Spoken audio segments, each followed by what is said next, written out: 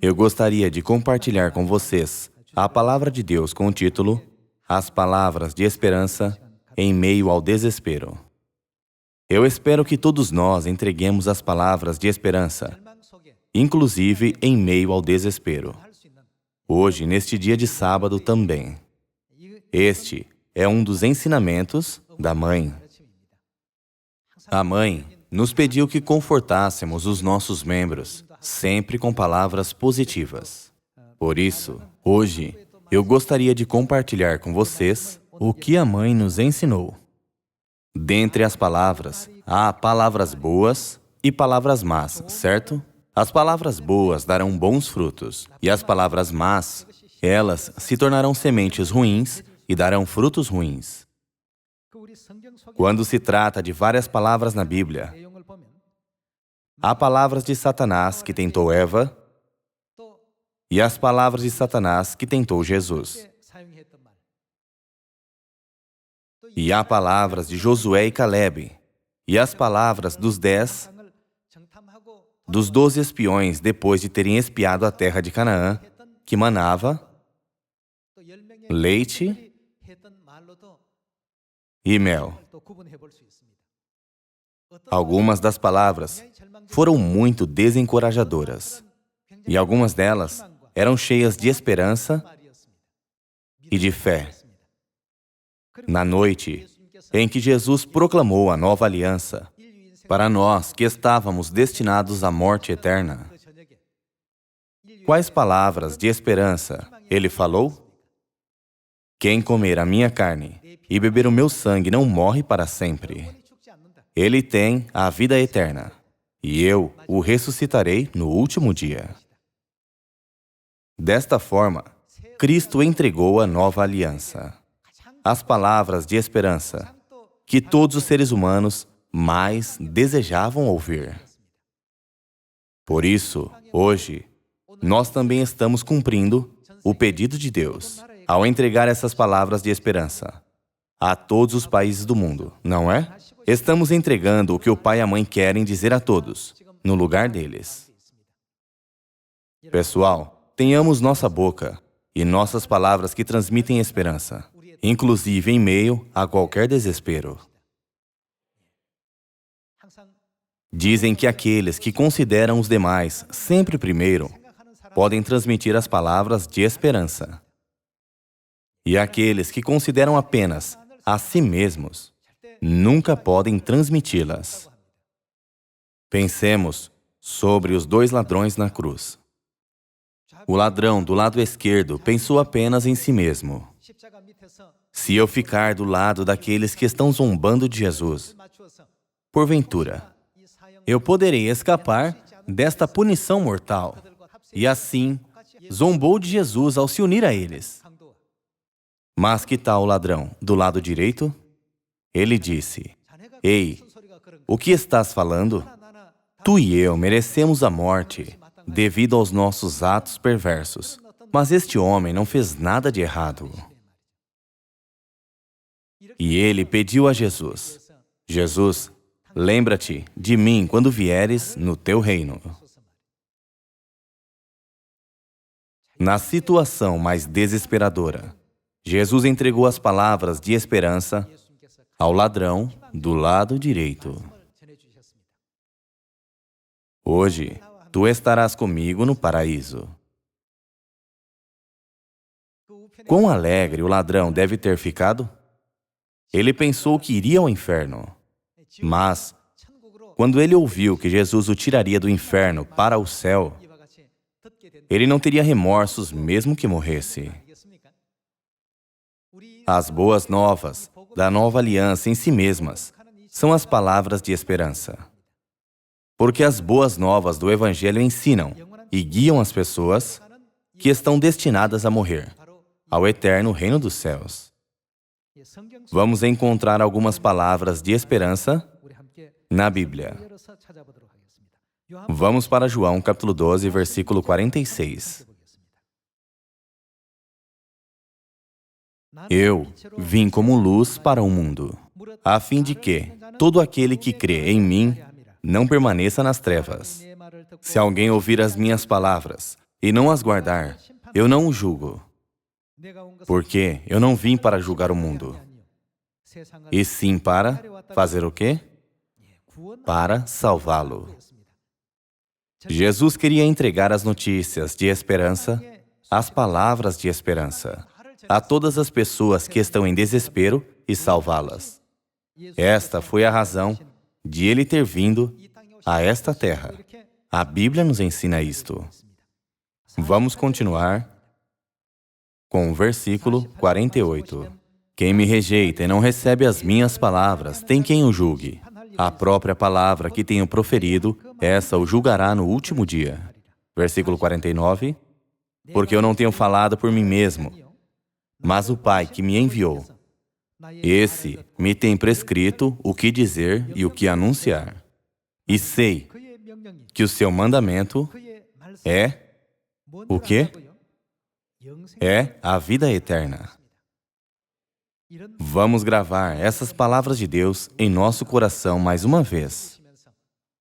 Pregar é entregar as notícias de esperança à humanidade, às 7 bilhões de pessoas no mundo.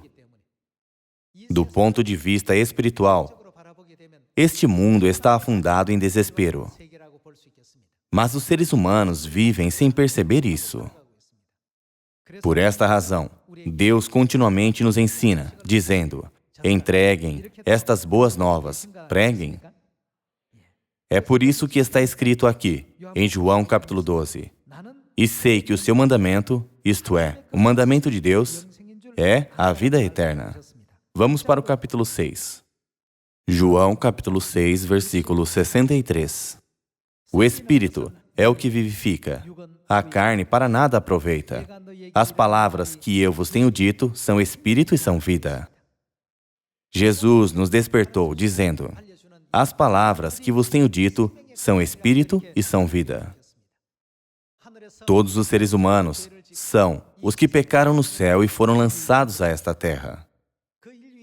Todos estes nasceram destinados a morrer para sempre.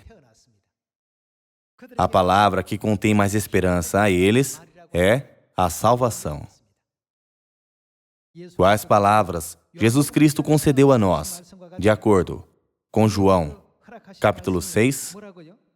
As palavras que vos tenho dito são Espírito e são vida. As palavras que vos tenho dito vos vivificarão. O Espírito é o que vivifica, a carne para nada aproveita.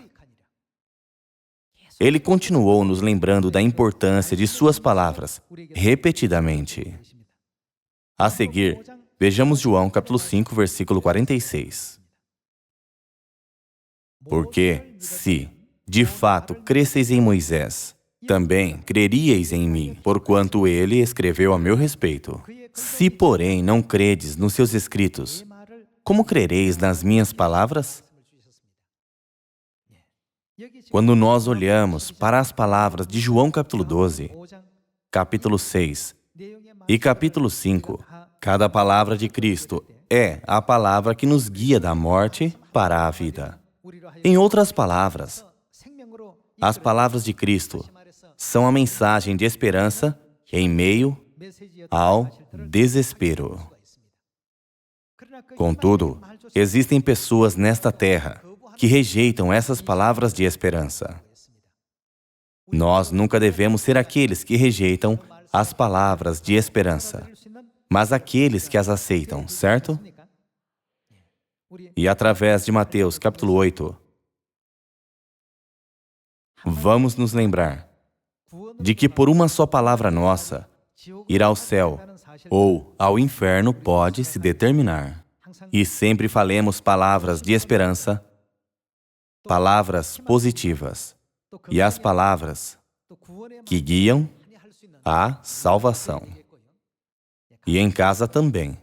Vamos falar palavras belas para que todos possamos nos tornar um e unidos com amor entre marido e esposa e entre filhos e pais. Vamos para Mateus capítulo 8, versículo 5. Tendo Jesus entrado em Cafarnaum, apresentou-se-lhe um centurião, implorando: Senhor, o meu criado jaz em casa, de cama, paralítico, sofrendo horrivelmente. Jesus lhe disse: eu irei curá-lo. Mas o centurião respondeu: Senhor, não sou digno de que entres em minha casa, mas apenas manda com uma palavra, e o meu rapaz será curado.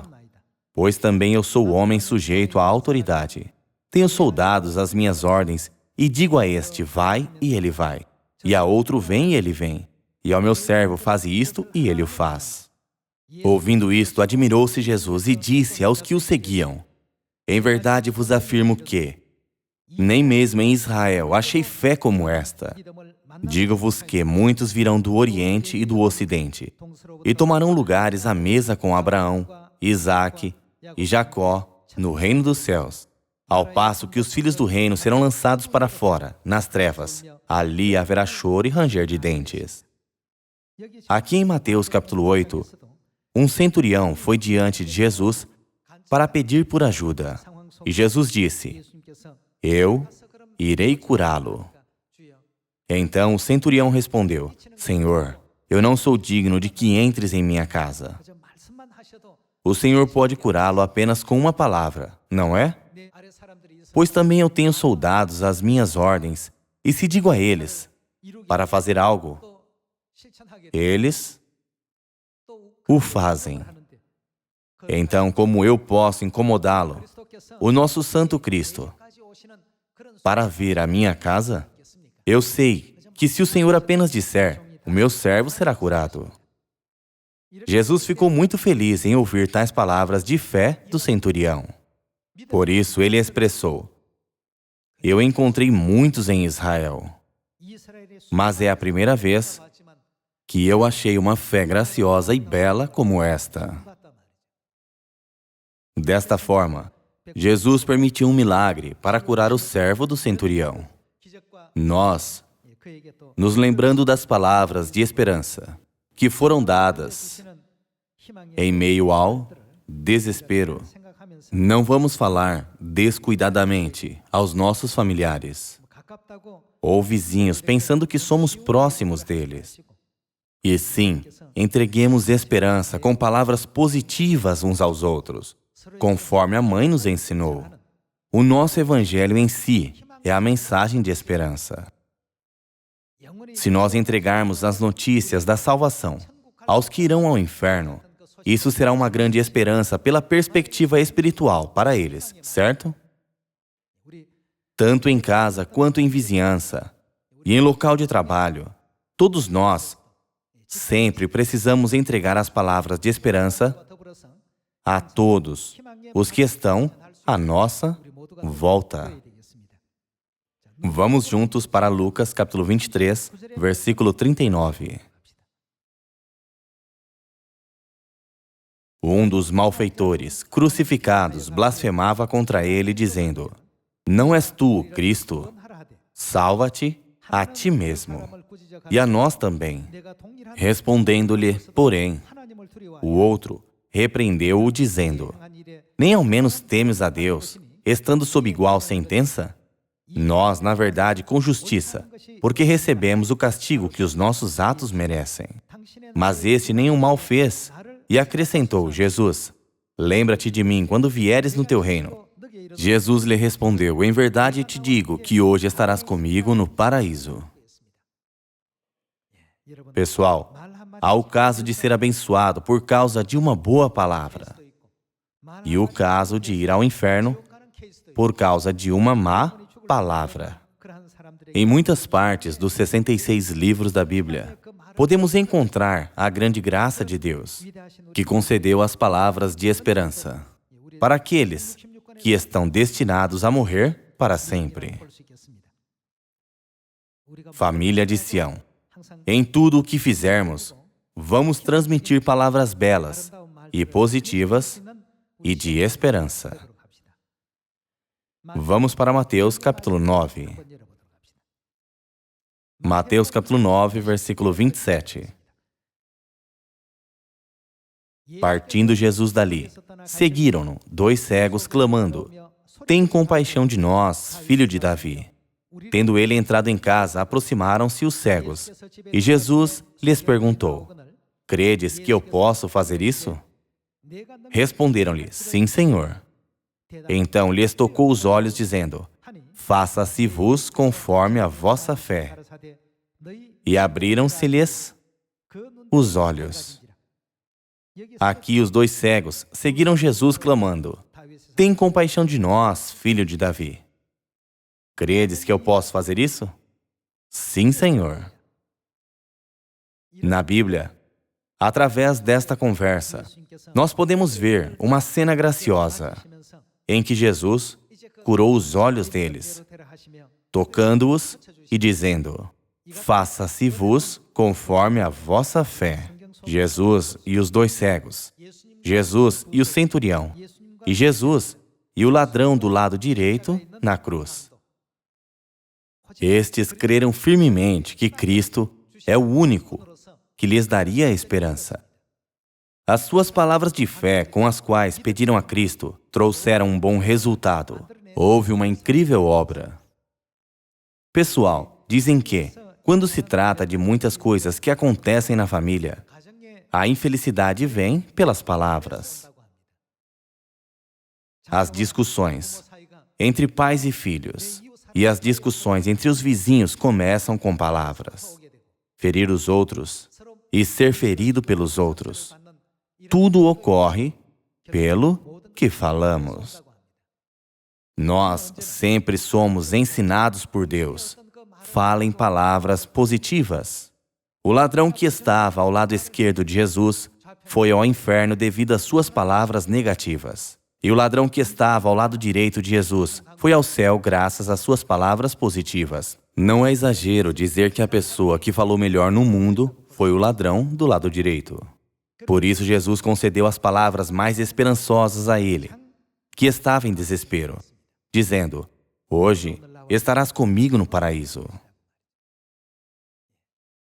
Hoje, vocês e eu precisamos também gravar as palavras de Deus em nosso coração, através das quais podemos ter esperança, até mesmo em desespero.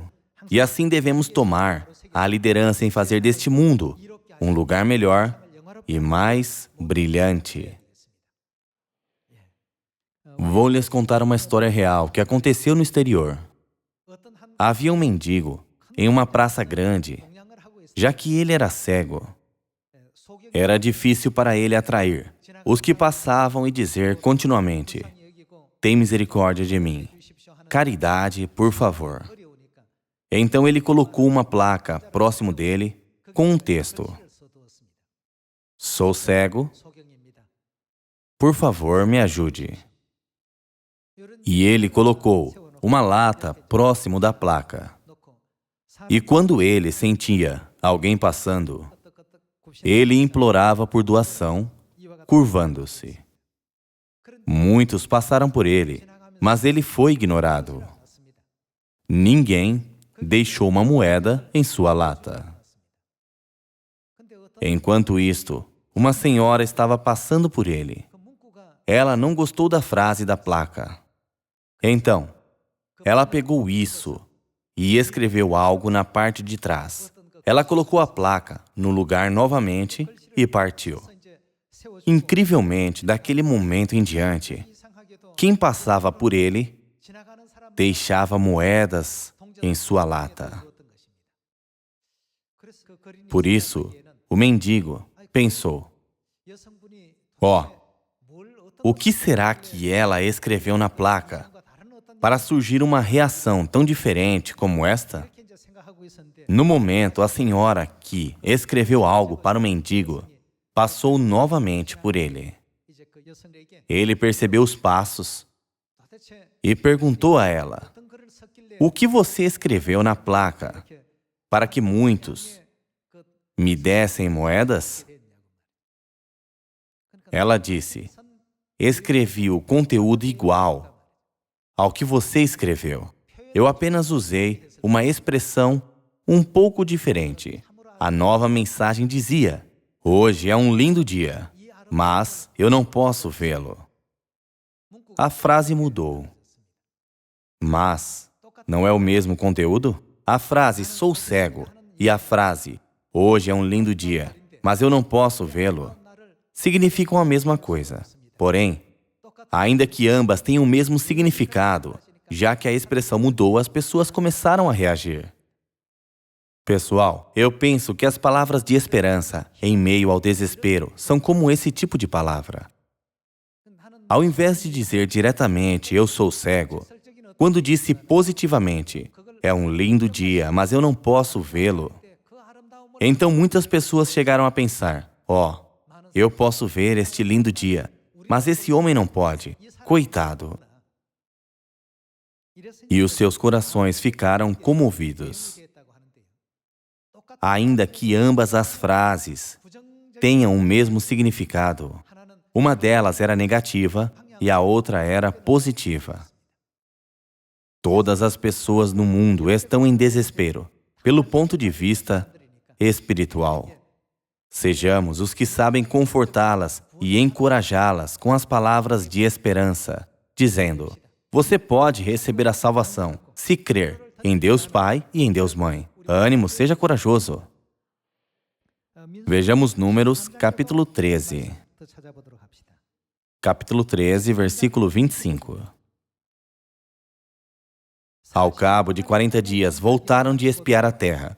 Caminharam e vieram a Moisés e a Arão e a toda a congregação dos filhos de Israel no deserto de Parã, a Cádiz. Deram-lhes conta, a eles e a toda a congregação, e mostraram-lhes o fruto da terra. Relataram a Moisés e disseram, fomos à terra a que nos enviaste, e verdadeiramente mana leite e mel. Este é o fruto dela. O povo, porém, que habita nessa terra é poderoso, e as cidades muito grandes e fortificadas. Também vimos ali os filhos de Anak.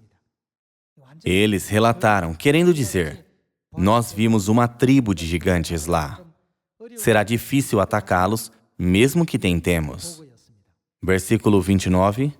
Os amalequitas habitam na terra do Neguebe. Os heteus, os jebuseus e os amorreus habitam na montanha. Os cananeus habitam ao pé do mar e pela ribeira do Jordão.